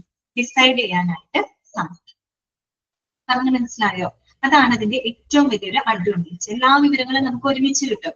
SOMRൽ അങ്ങനെയാണോ? അല്ല, അതിങ്ങനെ ഓരോ ഡിപ്പാർട്ട്മെന്റ് വൈസ് ആയിട്ടാണ് നമുക്ക് വിവരം. ഇവിടെ ആകുമ്പോൾ ഒരുമിച്ച് എല്ലാ കാര്യങ്ങളും കിട്ടുമ്പോൾ നമുക്ക് പെട്ടെന്ന് അത് മനസ്സിലാക്കാനായിട്ട് ആ രോഗിയുടെ മൊത്തത്തിലുള്ള രോഗാവസ്ഥയെ പറ്റിയിട്ട് ഈസി ആയിട്ട് മനസ്സിലാക്കാനായിട്ട് സാധിക്കും. ഇനി അടുത്തത് ഡിസ്അഡ്വാൻറ്റേജ് എന്താ നോക്കാം. എന്തായിരിക്കും ഡിസ്അഡ്വാൻറ്റേജ് പറയുന്നത്? Similar information is difficult to be compared because all reports of one type are not together in the record. ശരിയല്ലേ? അതായത് ഒരേപോലെയുള്ള കാര്യങ്ങൾ നമുക്ക് എന്ത് ചെയ്യാൻ പറ്റില്ല, പരസ്പരം കമ്പയർ ചെയ്യാൻ പറ്റില്ല. ലാബ് റിസൾട്ട് സോഴ്സ് ഓറിയന്റഡ് ആകുമ്പോൾ അവിടെ ലാബിന്റെ മാത്രം ഒരുമിച്ചെടുക്കും, റേഡിയോളജി മാത്രം ഒരുമിച്ചാവും. ഇവിടെ അങ്ങനെയാണോ? ഇവിടെ അങ്ങനെയല്ല. അതുകൊണ്ട് തന്നെ നമുക്ക് ഒരുപോലെയുള്ള വിവരങ്ങൾ പരസ്പരം കമ്പയർ ചെയ്യാനായിട്ട് നമുക്ക് പറ്റില്ല. ചിലപ്പോൾ ഇന്ന് ലാബ് ടെസ്റ്റ് ചെയ്തിട്ടുണ്ടാവും, പിന്നെ ചിലപ്പോൾ 2-3 ദിവസങ്ങൾക്ക് ശേഷം വല്ല ലാബ് ടെസ്റ്റ് ചെയ്തിട്ടുണ്ടാവും. അപ്പൊ അത് അന്നത്തെ ഡേറ്റിലായിരിക്കും കിടക്കുന്നത്. അപ്പൊ നമുക്ക് ഇങ്ങനെ അടുത്തല്ലാത്തത് കൊണ്ട് പെട്ടെന്ന് നമുക്ക് എന്ത് ചെയ്യാൻ പറ്റില്ല, പരസ്പരം കമ്പയർ ചെയ്യാന്നുള്ളത് കുറച്ച് ബുദ്ധിമുട്ടുള്ള ഒരു കാര്യമാണ്. ഓക്കെ, ക്ലിയർ ആയി? അതേസമയം രണ്ടും ഒരേ സ്ഥലത്താണെങ്കിൽ നമുക്ക് കമ്പയർ ചെയ്ത് പെട്ടെന്ന് മനസ്സിലാക്കാം. ക്ലിയർ ആയല്ലോ? അതാണ് പറയുന്നത്. Similar information is difficult to be compared because all reports of one type are not together in the record. റെക്കോർഡിലെ വിവരങ്ങൾ ഒരേപോലത്തെ വിവരങ്ങൾ നമുക്ക് ഒരിക്കലും കമ്പയർ ചെയ്യാനായിട്ട് സാധിക്കും. ഒരു എക്സാമ്പിൾ ഇവിടെ പറയുന്നുണ്ട്. കാര്യം ഇവിടുത്തെ വിവരങ്ങൾ എന്ന് പറഞ്ഞാൽ എല്ലാം സ്കാറ്റേർഡ് ആയിട്ടുള്ള ഒരു അവസ്ഥയായിരിക്കും. ഇന്റഗ്രേറ്റഡ് ആണ് വെച്ചാൽ എല്ലാം നമ്മളിങ്ങനെ ഡേറ്റ് അനുസരിച്ചിട്ടാണ് വിവരങ്ങൾ സൂക്ഷിക്കുന്നത്. സോ അവിടെ ഇൻഫർമേഷൻസ് ആണെങ്കിൽ സ്കാറ്റേർഡ് ആയിരിക്കും, ചിതറി കിടക്കുന്ന ഒരു അവസ്ഥയിലായിരിക്കും വിവരങ്ങൾ കിടക്കുന്നുണ്ടാവാം. ഓക്കെ, അതാണ് അതിന്റെ കാരണം കേട്ടോ. എക്സാമ്പിൾ നോക്കുക, ഫാസ്റ്റിംഗ് ബ്ലഡ് ഷുഗർ ലെവൽസ് കേട്ടോ. Only one individual can record at A time. ഒരു എക്സാമ്പിൾ ആണ് പറഞ്ഞത്.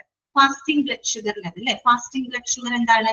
നമ്മൾ ഭക്ഷണത്തിന് മുമ്പ് നോക്കില്ലേ, ഫുഡ് കഴിക്കുന്നേക്കാളും മുമ്പ് നമ്മൾ ഫാസ്റ്റിംഗ് ബ്ലഡ് ഷുഗർ നോക്കില്ലേ? അതൊരു എക്സാമ്പിൾ പോലെ പറഞ്ഞേക്കാം. കാര്യം എന്താന്ന് വെച്ചാൽ ഒരു സമയത്ത്, ഒരു നിശ്ചിത സമയത്ത് ഒരു ഹെൽത്ത് പ്രൊഫഷണലിന് മാത്രമേ അത് കൃത്യമായിട്ട് റെക്കോർഡ് ചെയ്യാൻ പറ്റൂ. ഇന്ന് ഫാസ്റ്റിംഗ് എടുത്തു, പിന്നെ തന്നെ വേറെ ഫാസ്റ്റിംഗ് എടുക്കാൻ പറ്റുമോ? ഇല്ല. നമുക്ക് പിന്നെ വേറെ 2-3 ദിവസം കഴിഞ്ഞിട്ടാവും ചിലപ്പോൾ ഞങ്ങൾക്ക് 2-3 അല്ല, പിറ്റത്തെ ദിവസം വേണമെങ്കിൽ ഫാസ്റ്റിംഗ് എടുക്കാം. അല്ലാണ്ട് അപ്പൊ എല്ലാം വ്യത്യസ്ത ഡേറ്റുകളിലായിട്ടായിരിക്കും നമുക്ക് വിവരങ്ങൾ കിട്ടുക. അപ്പൊ നമുക്ക് കമ്പയർ ചെയ്യാൻ പറ്റും? ഇല്ല. അതേസമയം ഒരുമിച്ചാണ് എടുക്കുന്നതെങ്കിൽ കുഴപ്പമില്ല. മനസ്സിലായല്ലോ? ഇത്രയുള്ളൂ. അതാണ് ഇന്റഗ്രേറ്റഡ് മെഡിക്കൽ റെക്കോർഡ് കേട്ടോ. ക്ലിയർ ആയോ പറഞ്ഞത്? അപ്പൊ 3 ടൈപ്പ് ഫോർമാറ്റുകളാണ് നമ്മൾ കണ്ടത്. ഒന്ന് SOMR, source oriented medical record. അവിടെ സോഴ്സിനെ ബേസ് ചെയ്തിട്ടാണ് നമ്മൾ തരംതിരിക്കുന്നത്. പ്രോബ്ലം ഓറിയന്റഡ് എന്ന് പറയുമ്പോൾ പ്രോബ്ലത്തിനെ ബേസ് ചെയ്തിട്ടാണ് നമ്മൾ വിവരങ്ങൾ ഓർഗനൈസ് ചെയ്തും റെക്കോർഡ് ചെയ്ത് വെക്കുന്നത്. ഏറ്റവും ഒടുവിൽ പറയുന്നത് ഇന്റഗ്രേറ്റഡ് മെഡിക്കൽ. അവിടെ ക്രോണോളജിക്കൽ ഓർഡറിലാണ്.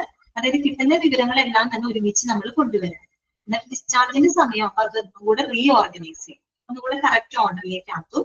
അപ്പൊ നമുക്ക് കറക്റ്റ് അഡ്മിഷൻ കിട്ടും, ഡിസ്ചാർജ് വരെയുള്ള കാര്യങ്ങൾ ഒരു ഓർഡറിൽ നമുക്ക് അതിന് കിട്ടും. മനസ്സിലായോ? അതിന്റെ ഏറ്റവും വലിയ അഡ്വാൻറ്റേജ് എന്ന് വെച്ചാൽ ഒരു പ്രത്യേക കാലയളവിലുള്ള രോഗിയെ വെച്ചാണ് അത് പെട്ടെന്ന് മനസ്സിലാക്കാനായിട്ട് സാധിക്കും. ഡിസ്അഡ്വാൻറ്റേജ് എന്താ? സിമിലർ ആയിട്ടുള്ള വിവരങ്ങളെ കമ്പയർ ചെയ്യാനായിട്ട് നമുക്ക് ബുദ്ധിമുട്ടാണ്. അത് ഏതിൽ നടക്കും? സോഴ്സിൽ നടക്കും, കമ്പയർ ചെയ്യാൻ എളുപ്പം. പക്ഷെ ഇവിടെ നമുക്ക് കമ്പാരിസൺ ബുദ്ധിമുട്ടാണ്. ക്ലിയർ ആയോ പറഞ്ഞത്? ഓക്കെ ആണോ? ഓക്കെ, അങ്ങനെയാണെങ്കിൽ നമുക്ക് ഈ ചാപ്റ്റർ അവസാനിച്ചു. നെക്സ്റ്റ് ചാപ്റ്ററിലോട്ട് പോവാം കേട്ടോ. അടുത്ത ചാപ്റ്ററിലോട്ട് പോവാം. അടുത്തതാണ് ചാപ്റ്റർ നമ്പർ 11 ആണ് കേട്ടോ. ക്വാളിറ്റി അഷ്വറൻസ് ആൻഡ് NABH കേട്ടോ. കാര്യം എടുക്കുന്ന ചാപ്റ്ററുകളൊക്കെ വളരെ ലെങ്തി ആയിട്ടുള്ള ചാപ്റ്ററുകളാണ്. ചില കാര്യങ്ങൾ മനസ്സിലാക്കാൻ ബുദ്ധിമുട്ടുണ്ട്. അപ്പൊ നമുക്കത് പറഞ്ഞു പഠിപ്പിക്കാനും ബുദ്ധിമുട്ടുണ്ട്. നിങ്ങൾക്കത് മനസ്സിലാവാണ്ട് മുന്നോട്ട് പോകുമ്പോൾ നമുക്കും അതൊരു വിഷമമുണ്ട്. അതുകൊണ്ടാണ് നമ്മൾ അത്രയും സ്ട്രെസ് കൊടുത്ത് പറഞ്ഞത്. പക്ഷെ അങ്ങനെ പറയുമ്പോൾ ക്ലാസ്സിൽ ദയവേത് ശ്രദ്ധിക്കാൻ നോക്കണം കേട്ടോ. ഓക്കെ, ഞാനൊരു കാര്യം 2-3 പ്രാവശ്യം റിപ്പീറ്റ് ചെയ്യുന്നുണ്ട് എന്നാണ് എനിക്ക് തോന്നുന്നത്. പക്ഷെ അത് നമ്മൾ അതിൽ തന്നെ സ്റ്റിക്ക് ഓൺ ചെയ്ത് കഴിഞ്ഞാൽ നമ്മുടെ പോർഷൻസ് തീരാതെ വന്നാൽ നാളെ നിങ്ങൾക്ക് തന്നെ ബുദ്ധിമുട്ട് വരും കേട്ടോ. അതിൻ്റെതായൊരു റെസ്പോൺസിബിലിറ്റി നിങ്ങൾക്കും ഉണ്ട്. ഓക്കെ, അതിന്റെ പ്രശ്നങ്ങൾ നമുക്കും വരും. ഓക്കെ, അപ്പൊ അതൊന്ന് സഹകരിക്കാം കേട്ടോ. Chapter number 11 quality assurance and NABH കേട്ടോ. നെക്സ്റ്റ് ചാപ്റ്റർ ആണ്. ഇത് വലിയൊരു ചാപ്റ്റർ ആണ്. കുറച്ച് ഹാർഡായിട്ടുള്ള ഡ്രൈ ആയിട്ടുള്ള കണ്ടന്റുകളാണ് കേട്ടോ ഈ ഒരു ചാപ്റ്ററിനകത്ത് തന്നെ. പക്ഷെ കുഴപ്പമില്ല, നമുക്കത് പഠിക്കാം കേട്ടോ. കുഴപ്പമൊന്നുമില്ല. ഏറ്റവും സിമ്പിൾ ആയിട്ട് മാക്സിമം ഞാൻ പറയാൻ നോക്കാം കേട്ടോ. നിങ്ങളൊന്ന് കൺസെപ്റ്റ് ക്ലിയർ ചെയ്യാം. ഇവിടെ ഇത് പറയുന്നത് നമുക്ക് ഓരോ സെന്റൻസും വായിച്ച് പറയുക എന്നതിനേക്കാൾ നല്ലത് ആ ഒരു കൺസെപ്റ്റ് ഞാൻ പറഞ്ഞു തരാം. ആ ഒരു കൺസെപ്റ്റ് നിങ്ങൾ നല്ലപോലെ ക്ലിയർ ആക്കി വെക്കാം. എന്നിട്ട് അത് വായിക്കുകയാണെങ്കിൽ വലിയ പ്രശ്നം വരില്ല കേട്ടോ. ഓക്കെ, അപ്പൊ നോക്കാം. Quality assurance and NABH. Assure ചെയ്യാന്ന് വെച്ചാൽ എന്താ ഉദ്ദേശിക്കുന്നത്? അഷ്വർ ചെയ്യാന്ന് പറഞ്ഞാൽ എന്താ? ഉറപ്പിക്കുക എന്നുള്ള അർത്ഥമാണ് അല്ലെ. നമ്മൾ ഇപ്പോഴും ഒരു ക്വാളിറ്റി ഉള്ള സംഭവങ്ങൾ, ഒരു പ്രോഡക്റ്റ് ആയിക്കോട്ടെ അല്ലെങ്കിൽ ഒരു സർവീസ് ആയിക്കോട്ടെ, നമ്മൾ ഏറ്റവും ക്വാളിറ്റിയിൽ കിട്ടാനാണ് നമ്മളെല്ലാവരും ആഗ്രഹിക്കുന്നത് അല്ലെ. എല്ലാവരും അങ്ങനെ തന്നെ ഏറ്റവും ക്വാളിറ്റി ഉള്ള ഒരു പ്രോഡക്റ്റ് അല്ലെങ്കിൽ ഏറ്റവും ക്വാളിറ്റി ഉള്ള ഒരു സർവീസ് കിട്ടാനാണ് നമ്മളെല്ലാവരും ആഗ്രഹിക്കുന്നത്. പ്രത്യേകിച്ച് നമ്മുടെ ഹെൽത്ത് കെയർ ഫീൽഡില് ക്വാളിറ്റി അഷ്വറൻസ് എന്ന് പറയുന്നത് അത്രയേറെ ഇമ്പോർട്ടന്റ് ആയിട്ടുള്ള ഒരു കാര്യമാണ്. ഓക്കെ, ആ ഒരു ക്വാളിറ്റി അഷ്വർ ചെയ്താൽ മാത്രമാണ് അവർക്ക് എന്ത് കിട്ടുള്ളൂ? അക്രഡിറ്റേഷൻ കിട്ടുള്ളൂ, അംഗീകാരം കിട്ടുള്ളൂ. ചുമ്മാ ഒരാൾക്ക് അംഗീകാരം കൊടുക്കുവോ? അക്രഡിറ്റേഷൻ കൊടുക്കുവോ? ഇല്ല. കൃത്യമായിട്ടുള്ള ക്വാളിറ്റി സ്റ്റാൻഡേർഡുകൾ ഫോളോ ചെയ്യുന്നുണ്ടെന്ന് ഉറപ്പ് വരുത്തിയാൽ മാത്രം, അത് ചെക്ക് ചെയ്ത് ഓക്കെ ആണെങ്കിൽ മാത്രമേ നമ്മൾ എന്ത് കൊടുക്കുള്ളൂ? അതിന് അക്രഡിറ്റേഷൻ അല്ലെങ്കിൽ ഒരു ലൈസൻസ് കൊടുക്കുള്ളൂ. ശരിയാണല്ലോ. അപ്പൊ ആ ഒരു കാര്യത്തെ പറ്റിയാണ് നമ്മൾ ഈ ഒരു ചാപ്റ്ററിനകത്ത് പഠിക്കുന്നത് കേട്ടോ. ഇനി എന്താണ് NABH എന്ന് പറഞ്ഞാൽ അതിന്റെ ഫുൾ ഫോം ഇപ്പൊ തന്നെ നോട്ട് ചെയ്ത് വെച്ചു കേട്ടോ. NABHന്റെ ഫുൾ ഫോം എഴുതി വെച്ചുള്ളൂ.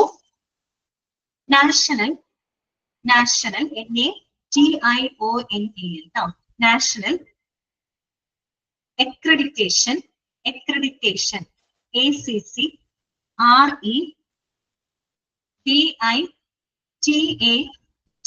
REBITATION കേട്ടോ. Accreditation. Board for board BOARD board for hospitals and health care. ഇതാണ് ഹോസ്പിറ്റൽസ് ആൻഡ് ഹെൽത്ത് കെയർ. ഒന്നുകൂടെ പറയാണ്. National accreditation board for hospitals and health care. കേട്ടോ, national accreditation board for hospitals and health care. മുൻവർഷ question ആണ് കേട്ടോ. NABHന്റെ full form ചോദിക്കാറുണ്ട്. അതായത് national ലെവലാണല്ലോ, അതായത് നമ്മുടെ ഇന്ത്യയില് ഈ പറയുന്ന ഹോസ്പിറ്റലുകൾക്കും ഹെൽത്ത് കെയർ ഓർഗനൈസേഷൻസിനും അക്രഡിറ്റേഷൻ അംഗീകാരം കൊടുക്കുന്ന ഒരു ബോഡിയാണ് കേട്ടോ. ഓക്കെ, അംഗീകാരം കൊടുക്കുന്ന ഒരു ബോഡി, അതിനെയാണ് നമ്മൾ NABH എന്ന് പറയുന്നത്. ഓക്കെ, ഇനി നമുക്ക് ക്വാളിറ്റി അഷ്വറൻസ് എന്താണെന്ന് ജസ്റ്റ് പറയാം, ശ്രദ്ധിച്ച് കേൾക്കാം കേട്ടോ. എന്താണ് ക്വാളിറ്റി അഷ്വറൻസ് എന്ന് പറഞ്ഞാൽ? It is A systematic process ആണ് കേട്ടോ. It is A systematic process of that the product or service that meets the എന്താണ് സ്റ്റാൻഡേർഡ്സ്. ഓക്കെ, അതായത് ഈ പറയുന്ന ഒരു പ്രോഡക്റ്റോ അല്ലെങ്കിൽ ഒരു സേവനങ്ങളോ ഈ പറയുന്ന കൃത്യമായിട്ടുള്ള സ്റ്റാൻഡേർഡുകൾ കീപ്പ് ചെയ്യുന്നുണ്ട് അല്ലെങ്കിൽ മീറ്റ് ചെയ്യുന്നുണ്ടെന്ന് ഉറപ്പുവരുത്താനുള്ള ഒരു സിസ്റ്റമാറ്റിക് പ്രോസസ്സിനെയാണ് നമ്മൾ ക്വാളിറ്റി അഷ്വറൻസ് എന്നതുകൊണ്ട് ഉദ്ദേശിക്കുന്നത്. എന്ന് വെച്ചാൽ ക്വാളിറ്റി നമ്മൾ ഉറപ്പാക്കുകയാണ് അവിടെ ചെയ്യുന്നത്. മനസ്സിലായോ? ഒരു എക്സാമ്പിൾ പറയുകയാണെങ്കിൽ നമ്മളിപ്പോ ഒരു പ്രോഡക്റ്റ് ഫോം ചെയ്യാന്ന് വെച്ചാൽ ഒരു പ്രോഡക്റ്റ് ഫോം ചെയ്യുന്നത് പല പല സ്റ്റെപ്പുകളിലൂടെയാണ് അല്ലെ. ഒരു പ്രോഡക്റ്റ് ഫോം ചെയ്യുന്നത് പല പല സ്റ്റെപ്പുകളിലൂടെയാണ്. അപ്പൊ നമ്മൾ എന്ത് ചെയ്യാണ്? ഓരോ സ്റ്റേജിലും അതിന്റെ ക്വാളിറ്റി നമ്മൾ ചെക്ക് ചെയ്യാണ് അല്ലെങ്കിൽ അഷ്വർ ചെയ്യാണ്.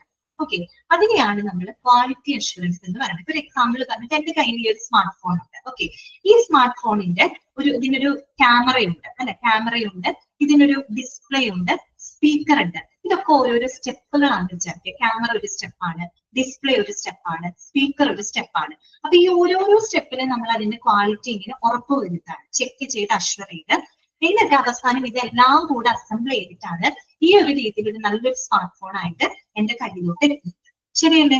ഓക്കെ ആണല്ലോ? അത്രയേ ഉള്ളൂ. ക്വാളിറ്റി അഷ്വറൻസ് എന്ന് പറഞ്ഞൊരു പ്രോഡക്റ്റ്, ഇപ്പൊ പ്രോഡക്റ്റിനെ ആണെന്നൊരു സർവീസ് ആയിരിക്കാം, അത് ഫോം ചെയ്യുന്നത് വിവിധ സ്റ്റേജുകളിലൂടെ കടന്നിട്ടാണ്. അപ്പൊ ഓരോ സ്റ്റേജിനും നമ്മൾ എന്ത് ചെയ്യാണ്? അതിന്റെ ക്വാളിറ്റി നമ്മൾ ചെക്ക് ചെയ്ത് അഷ്വർ ചെയ്യാണ്, ഉറപ്പുവരുത്താണ്. ഉറപ്പുവരുത്തിയിട്ടാണ് നമ്മൾ ഈ പറയുന്ന എല്ലാം കൂടെ അസംബിൾ ചെയ്ത് ഒരൊറ്റ പ്രോഡക്റ്റ് ആയിട്ട് നമ്മൾ വിപണിയിലോട്ട് എത്തിക്കുന്നത് ആണല്ലോ. അതിനെയാണ് നമ്മൾ ക്വാളിറ്റി അഷ്വറൻസ് എന്ന് ഉദ്ദേശിക്കുന്നത്. ഓക്കെ, അത്രയേ ഉള്ളൂ കേട്ടോ. അപ്പൊ ക്വാളിറ്റി അഷ്വറൻസ് എന്ന് പറഞ്ഞാൽ അതാണ്, അതൊരു സിസ്റ്റമാറ്റിക് ആയിട്ടുള്ള പ്രോസസ് ആണ് കേട്ടോ. സിസ്റ്റമാറ്റിക് എന്ന് വെച്ചാൽ കറക്റ്റ് ആയിട്ടുള്ള ഒരു പ്രോസസ്സിലൂടെ. ഇപ്പൊ നിങ്ങൾ ഈ ഒരു ഹോസ്പിറ്റൽ അഡ്മിനിസ്ട്രേഷൻ കോഴ്സ് പഠിക്കുന്നത് അതൊരു സിസ്റ്റമാറ്റിക് വേ ഓഫ് രീതിയിലാണ് നിങ്ങൾ ഈ കോഴ്സ് ചെയ്യുന്നത് അല്ലെ. കോഴ്സിനെ പറ്റി നിങ്ങൾ അറിയുന്നു, അതിനെപ്പറ്റി അന്വേഷിക്കുന്നു, നിങ്ങൾ ഫീസ് അടയ്ക്കുന്നു, ജോയിൻ ചെയ്യുന്നു, റെഗുലർ ആയിട്ട് നിങ്ങൾ ക്ലാസ്സുകൾ അറ്റൻഡ് ചെയ്യുന്നു അല്ലെ, പഠിക്കുന്നു, അതുപോലെ മോക്ക് ടെസ്റ്റുകൾ ചെയ്യുന്നു, റിവിഷൻ നടത്തുന്നു, ഫൈനൽ എക്സാം എഴുതുന്നു അല്ലെ. പിന്നെ നിങ്ങൾക്ക് സർട്ടിഫിക്കറ്റ് ഉണ്ട്. അതൊരു സിസ്റ്റമാറ്റിക് വേ ഓഫ് രീതിയിലല്ലേ നിങ്ങൾ പഠിച്ചു മുന്നോട്ട് പോകുന്നത്. എന്നതുപോലെ ക്വാളിറ്റി അഷ്വറൻസ് എന്ന് പറയുന്നത് ഒരു സിസ്റ്റമാറ്റിക് ആയിട്ടുള്ള ഒരു പ്രോസസ് ആണ്, കറക്റ്റ് ആയിട്ട് ഇങ്ങനെ നടന്നു പോകുന്ന ഒരു പ്രോസസ് ആണ് കേട്ടോ. അങ്ങനെ നമ്മൾ ക്വാളിറ്റി, ഈ ഒരു മൊബൈലിന്റെ കാര്യം ജസ്റ്റ് നിങ്ങൾ നോക്കാൻ മതി, അത്രയേ ഉള്ളൂ ക്വാളിറ്റി അഷ്വറൻസ്. അതാണ് കേട്ടോ. അപ്പൊ ഇനി കുറെ ടേമുകൾ വരുന്നുണ്ട്. ക്വാളിറ്റി അഷ്വറൻസ് വരുന്നുണ്ട്, ക്വാളിറ്റി കൺട്രോൾ വരുന്നുണ്ട്, ക്വാളിറ്റി ഇംപ്രൂവ്മെന്റ് വരുന്നുണ്ട്. ഇതെല്ലാം കൂടെ കേൾക്കുമ്പോൾ നമുക്ക് ഭയങ്കര ഒരു കൺഫ്യൂഷൻ തോന്നും. പിന്നെ പ്രത്യേകിച്ച് നിങ്ങൾ ഓപ്ഷൻ കാണുമ്പോൾ ഭയങ്കരമായിട്ട് ബുദ്ധിമുട്ടും.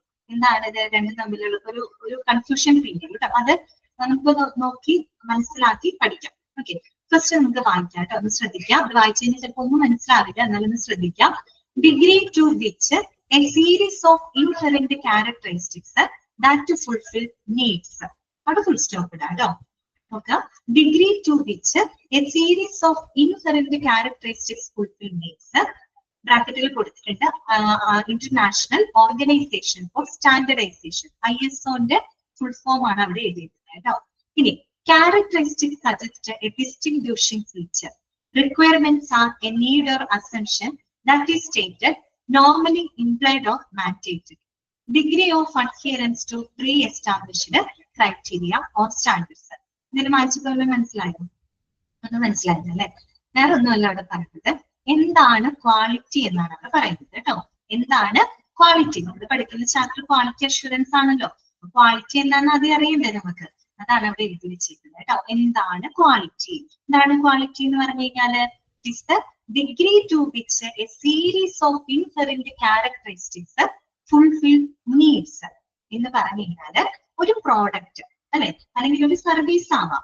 ആ ഒരു പ്രോഡക്റ്റ് അല്ലെങ്കിൽ സർവീസ് അതിന്റെ ആവശ്യകതകളെ അല്ലെ, ആളുകളുടെ ആവശ്യകതകളെ അല്ലെങ്കിൽ അവരുടെ സംതൃപ്തിയെ അല്ലെങ്കിൽ ഈ പറയുന്ന സ്റ്റാൻഡേർഡ്സുകളെ എത്രത്തോളം നിറവേറ്റുന്നുണ്ട് എന്നതിന്റെ അളവ്, ഓക്കെ, ആ വ്യാപ്തി, ഡിഗ്രി, ആ ഒരു എക്സ്റ്റെന്റ്, അതാണ് എന്ത് ക്വാളിറ്റി എന്നതുകൊണ്ട് ഉദ്ദേശിക്കുന്നത്. അപ്പൊ നമ്മളൊരു പ്രോഡക്റ്റ് പുറത്തിറക്കി, ആ പ്രോഡക്റ്റ് എന്തെങ്കിലും ഒരു ആവശ്യത്തിന് വേണ്ടിയിട്ടല്ലേ, നമ്മളൊരു ആവശ്യം സാറ്റിസ്ഫൈ ചെയ്യുന്നതിന് വേണ്ടിയിട്ടല്ലേ നമ്മളൊരു പ്രോഡക്റ്റ് ഇറക്കുന്നത്, അല്ലെങ്കിൽ നമ്മളൊരു സർവീസ് കൊടുക്കുന്നത് എന്തെങ്കിലും ഒരു പ്രത്യേക റിക്വയർമെന്റ്സിന് വേണ്ടിയിട്ടായിരിക്കും നമ്മളൊരു സർവീസ് കൊടുക്കുന്നത്, അല്ലെ? അപ്പൊ ഈ ഉണ്ടാക്കുന്ന പ്രോഡക്റ്റ് അല്ലെങ്കിൽ സർവീസ് അതിന്റെ ആളുകളുടെ ആവശ്യകതകളെ അല്ലെങ്കിൽ അവരുടെ നീഡ്സിനെ അല്ലെങ്കിൽ അവരുടെ സാറ്റിസ്ഫാക്ഷനെ അല്ലെങ്കിൽ ആ കൃത്യമായിട്ടുള്ള സ്റ്റാൻഡേർഡുകളെ എത്രത്തോളം നിറവേറ്റുന്നുണ്ട്, ആ നിറവേറ്റുന്നതിന്റെ അളവ് അല്ലെങ്കിൽ അതിന്റെ വ്യാപ്തി, extent, degree, that is called quality. Okay, അതാണ് ക്വാളിറ്റി. ഓക്കെ, ആ ഒരു സെന്റൻസ് ആണ് അവിടെ ഉദ്ദേശിക്കുന്നത്. Quality is the degree to which the series of inherent characteristic that fulfil the needs. Okay, അതാണ് ക്വാളിറ്റി എന്ന് പറയുന്നത്. ഓക്കെ, ഇനി അതിൽ പറയുന്ന ഓരോ വാക്കുകളുടെ എക്സ്പ്ലനേഷൻ ആണ് പിന്നീട് പറഞ്ഞിരിക്കുന്നത്. ഇതിലൊരു ഇൻഹെറന്റ് ക്യാരക്ടറിസ്റ്റിക്സ് എന്ന് പറഞ്ഞില്ലേ, എന്താണ് ക്യാരക്ടറിസ്റ്റിക്സ് എന്ന് പറഞ്ഞു കഴിഞ്ഞാല് ദാറ്റ് സജസ്റ്റ് എ ഡിസ്റ്റിങ്ക്യൂഷിംഗ് ഫീച്ചർ, അല്ലെ? ക്യാരക്ടറിസ്റ്റിക് എന്ന് പറഞ്ഞാൽ എന്താ, സവിശേഷതകളാണ്. ഇറ്റ്സ് എ ഡിസ്റ്റിങ്ക്യൂഷിംഗ് ഫീച്ചർ, ഒന്നിനെ മറ്റൊന്നിനെ വ്യത്യസ്തമാക്കുന്ന എന്തെങ്കിലും പ്രത്യേകതകൾ, അതിനെയാണ് നമ്മൾ ക്യാരക്ടറിസ്റ്റിക്സ് എന്ന് പറയുന്നത്, അല്ലെ? ഓക്കെ, പിന്നെ നീഡ്സ് എന്ന് പറഞ്ഞു, അല്ലെ? നീഡ്സ് എന്താണ്? നീഡ്സ് എന്ന് പറഞ്ഞാല് റിക്വയർമെന്റ്സ് തന്നെയാണ്, അല്ലെ? Requirements are a need or assumption that is stated normally implied or mandated. Requirement എന്ന് പറഞ്ഞാൽ എന്താണ്? നീഡ്സ് തന്നെയാണ്, ആവശ്യങ്ങളാണ്. ഈ ആവശ്യം എന്നത് ആവശ്യമാവാം അല്ലെങ്കിൽ അസംഷൻ ആവാം, എന്ന് വെച്ച് കഴിഞ്ഞാൽ നമ്മുടെ ഒരു എന്താ പറയാ പ്രതീക്ഷകളാവാം. ഓക്കെ, ആവശ്യമാവാം അല്ലെങ്കിൽ നമ്മൾ അതിനെ എക്സ്പെക്ട് ചെയ്യുന്ന ഒരു കാര്യമാവാം. അത് ചിലപ്പോൾ സാധാരണയായിട്ടുള്ള ആവശ്യങ്ങളായിരിക്കാം, നമുക്ക് നിർബന്ധമായിട്ടും എന്താണ് കിട്ടേണ്ട ആവശ്യങ്ങളായിരിക്കാം. അതാണ് അവിടെ നീഡ്സ് എന്ന് ഉദ്ദേശിക്കുന്നത്, അല്ലെ? ആളുകളുടെ ആവശ്യത്തെ പറ്റിയാണ് പറയുന്നത്. ആളുകളുടെ ആവശ്യം എന്ന് പറയുന്നത് എന്താണ്, ശരിക്കും അതൊരു പ്രതീക്ഷകളാവാം, അല്ലെ? ആളുകൾ ഉദ്ദേശിക്കുന്ന ആ ഒരു പ്രോഡക്റ്റിന് അവർ എക്സ്പെക്ട് ചെയ്യുന്ന ചില കാര്യങ്ങളാവാം. അത് ചിലപ്പോൾ എന്തായിരിക്കും, സാധാരണയായിട്ട് എക്സ്പെക്ട് ചെയ്യുന്ന കാര്യങ്ങളാവാം, അല്ലെങ്കിൽ മാൻഡേറ്ററി ആയിട്ട് നിർബന്ധമായിട്ടും അവർക്ക് കിട്ടേണ്ട ആവശ്യങ്ങളായിരിക്കും. ഓക്കെ, അത്രയേ ഉള്ളൂ കേട്ടോ. പിന്നെ എന്താണ് degree of adherence to pre established criteria of standards. എന്താണ് സ്റ്റാൻഡേർഡ് എന്ന് പറഞ്ഞത്? സ്റ്റാൻഡേർഡ് എന്ന് പറഞ്ഞാൽ എന്താണ്? It is the pre established criteria, മുൻകൂട്ടി നിശ്ചയിച്ചിട്ടുള്ള ചില മാനദണ്ഡങ്ങൾ, അല്ലെ? മുൻകൂട്ടി നിശ്ചയിച്ചിട്ടുള്ള ഒരു മാനദണ്ഡം, അതിനെയാണ് നമ്മൾ സ്റ്റാൻഡേർഡ്സ് എന്നതുകൊണ്ട് ഉദ്ദേശിക്കുന്നത്. ക്ലിയർ ആയോ? അപ്പൊ ഈ പറയുന്ന വാക്കുകളുടെ ഒരു എക്സ്പ്ലനേഷൻ ആണ് കൊടുത്തത്. ഇവിടെ പറഞ്ഞ സംഭവം ഇത്ര എന്തേ ഉള്ളൂ, ക്വാളിറ്റി എന്താണെന്നാണ് ഉദ്ദേശിക്കുന്നത് കേട്ടോ.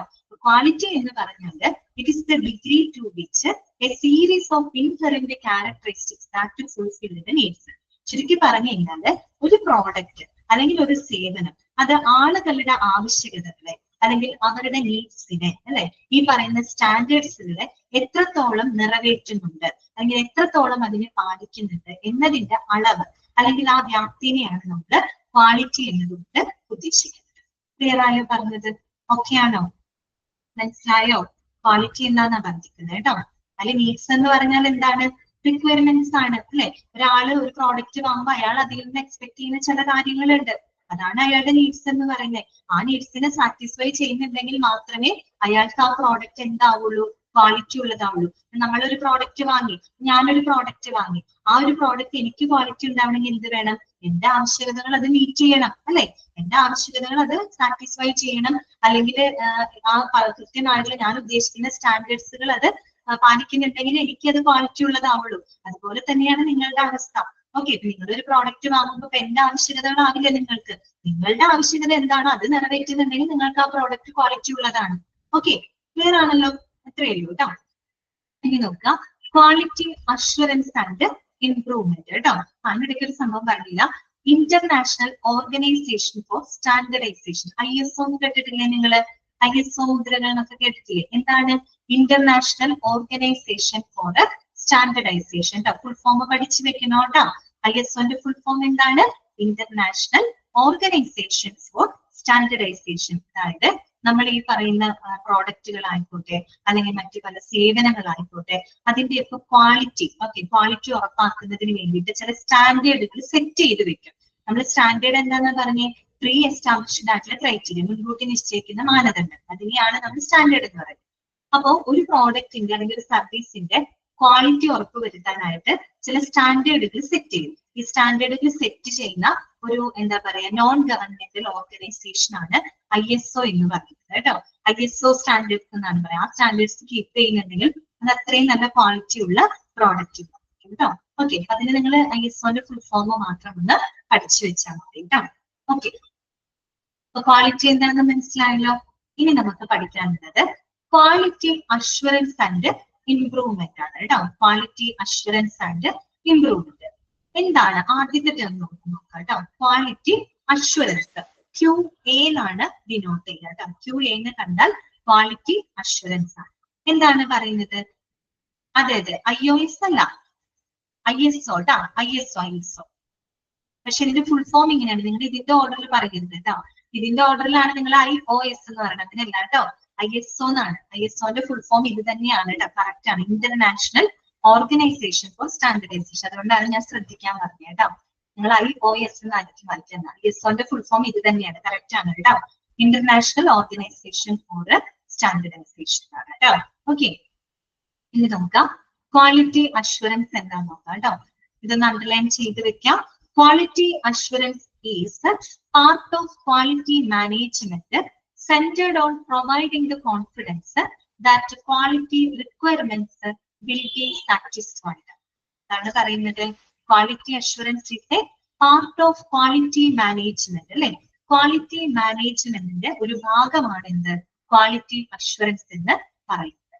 അത് that is centered on providing the confidence that quality requirements will be satisfied. അത് ഈ പറയുന്ന എല്ലാ ക്വാളിറ്റി ആവശ്യകതകളും സംതൃപ്തമാക്കും, സാറ്റിസ്ഫൈ ചെയ്യും എന്നുള്ളൊരു കോൺഫിഡൻസ് ആണ് നമുക്ക് നൽകുന്നത്.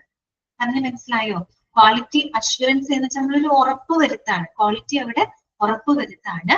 അത് ക്വാളിറ്റി മാനേജ്മെന്റിന്റെ തന്നെ ഒരു ഭാഗമാണ്. അത് എന്താണ്?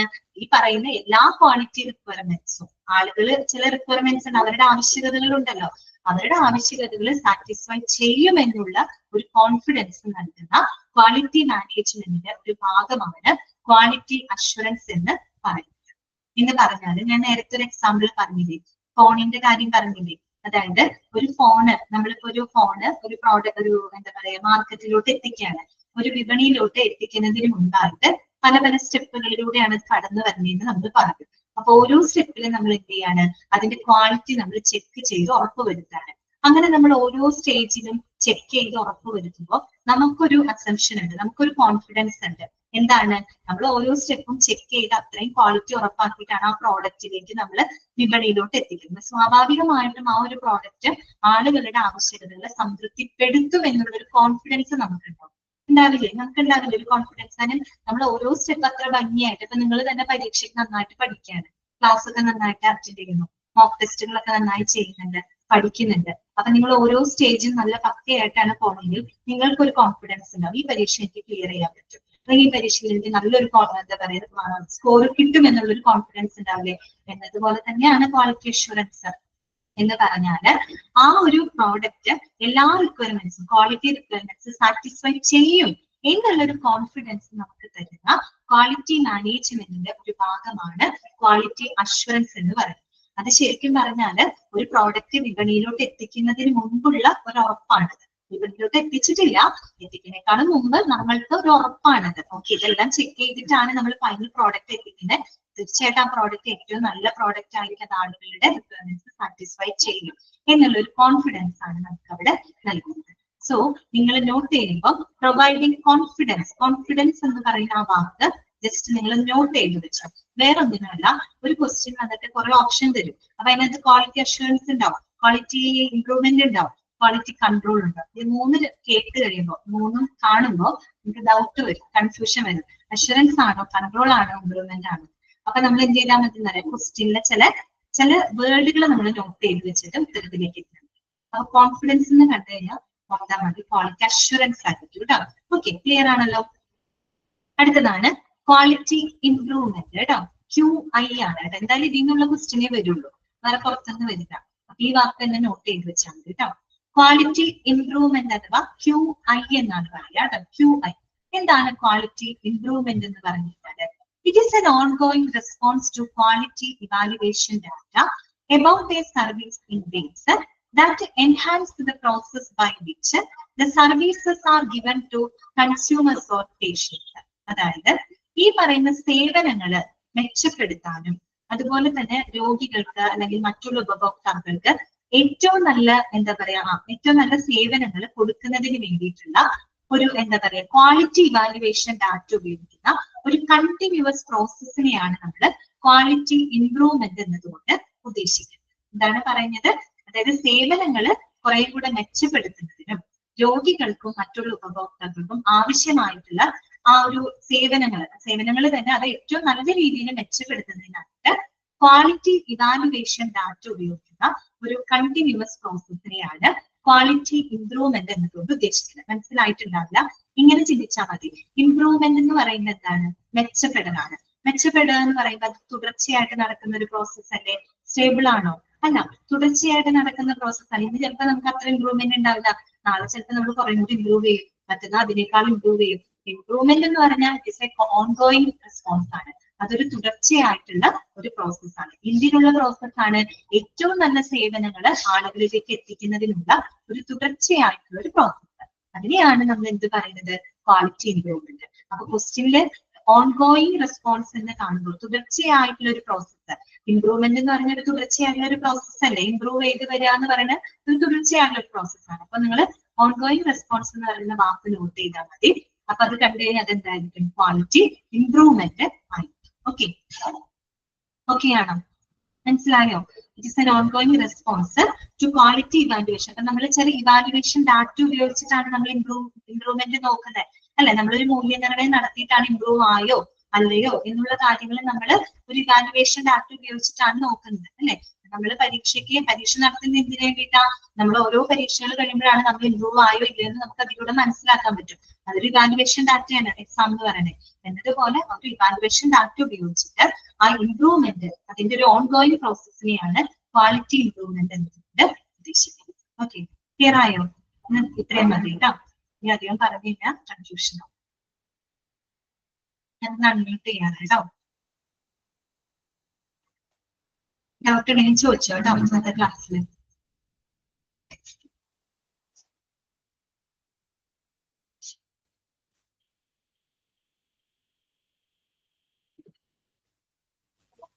ഓക്കെ ആണോ?